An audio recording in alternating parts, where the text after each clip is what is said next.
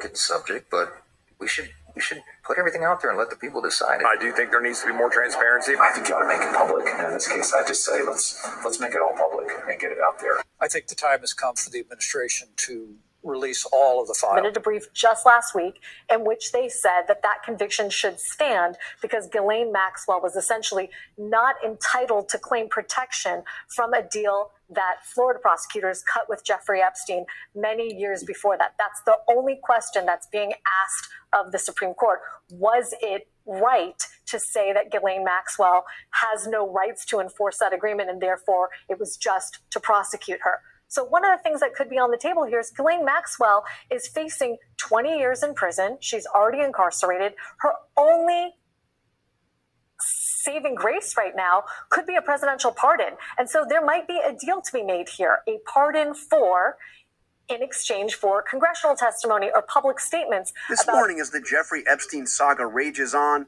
Deputy Attorney General Todd Blanche, who until recently was President Trump's personal lawyer, is preparing to meet with Epstein's former companion, Ghislaine Maxwell, who is serving a 20-year prison sentence for conspiring with Epstein to traffic underage girls. President Trump says talking with Maxwell wasn't his idea, but he's fine with it.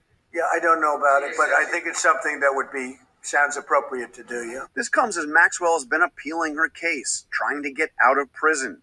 Trump used to socialize with Epstein and Maxwell, and was asked about her when she was arrested in 2020. Do you feel that she's going to turn in powerful men? How do you see that working out? I don't know. I haven't really been following it too much. I just wish her well, frankly. Well, the South Florida legal community is mourning the loss of a legendary defense attorney. Roy Black was a nationally recognized criminal and civil defense attorney. He handled some of the most high-profile cases of the country, often getting his clients cleared of very serious charges. Black died at the age of 80 at his home in Coral Gables. CBS's member Elliot Rodriguez takes a look back at his very stellar legal career.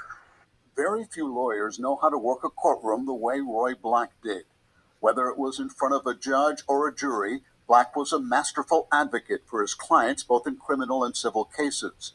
Ed Shohat is a Miami defense lawyer who handled many cases with Roy Black. Well, Roy had some unique qualities as a trial lawyer that are hard to duplicate. Shohat said Black was a quick study, remembering the smallest details about complex cases.